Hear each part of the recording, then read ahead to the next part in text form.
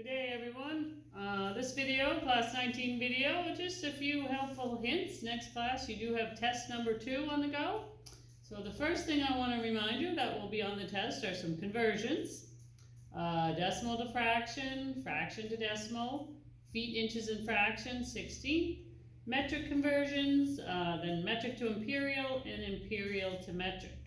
Right? Remember, you will be able to have those sheets in front of you if you still feel as though you need them. The second thing is going to be on this test are some fraction word problems. I can't let you ever forget about conversions and fractions. The key to the game is make sure you read the question, right? And then you need to determine whether you need to add, subtract, multiply, or divide. And again, sometimes these questions, I'm trying to make you challenge your problem solving skills. Sometimes you need 2 steps to figure them out. The next thing that's going to be on the test, we're going to talk about perimeter, what we've been talking about. And perimeter is the distance around a room or the distance around a circle. So a sample problem there is find the perimeter of a room with the following dimensions. The length is 14 foot 4 and the width is 10 foot 9. Answer in feet, inches, and fraction, a 16th. So I advise you draw it out, how I have it drawn out up there, and you label each side. Now still some of you are making a lot of work for yourselves here, going to inches and then converting back. I really do believe the easiest way to do these is add your feet and then add your inches, and then some of your inches will probably convert to some feet. So what I mean by that is you add your 14 plus 14 plus 10 plus 10. We get 48 feet. Then we're going to add our inches. 4 plus 4 plus 9 plus 9, we get 26 inches. We're at the state now, we know 26 inches. I got 2 feet in there, right? 24 inches would be 2 feet. So that the final answer there would be 50 feet, 2 inches. Okay, now, just because I have this in the question doesn't necessarily mean there's a fraction in the answer. Because again, we're at a point now where you're smart enough to know if I wasn't given a fraction in any of those dimensions, how could I possibly get a fraction at the end, right?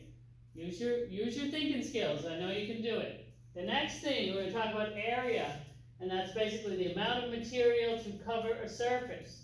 So when we were talking about perimeter, we were talking about the distance around a room or the distance around a circle. Now in area, we're looking for the material that's inside of here.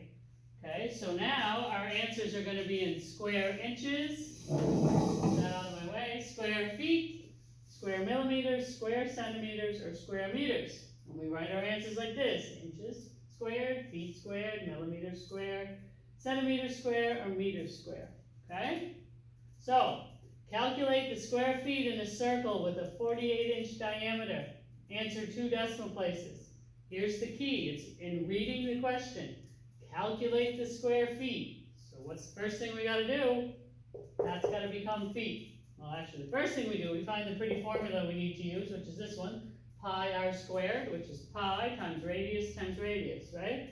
So our diameter is 48 inches. 48 divide 12, so our diameter is 4 feet. Our radius will always be half the diameter. Whether we're finding circumference or we're dealing with area, radius is always half the diameter.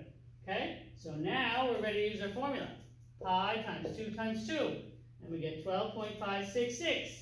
2 decimal places. Third number, 5 or above. So that rounds up. Final answer, 12.57 square feet. Okay, I'm going to move another board over here. Let's see if I can do it without breaking this one. All right. Woo, I did it. Volume, the amount of space occupied by an object.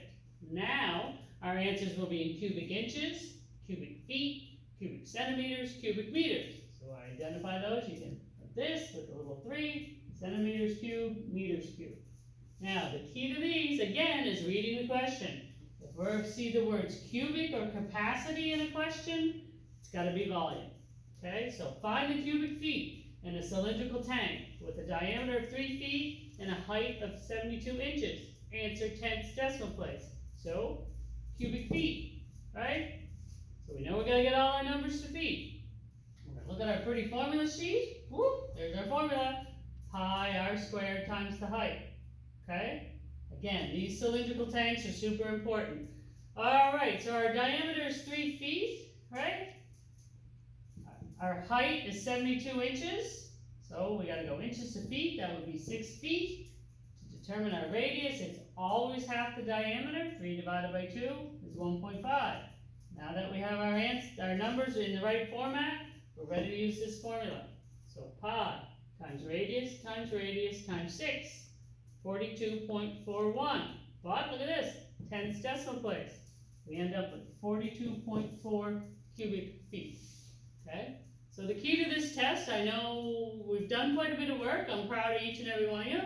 Just remember to read the question, figure out whether you're doing perimeter, area, or volume. You have a formula sheet for each one, right? If you're in area or volume, right, convert all your numbers to the same units before you start.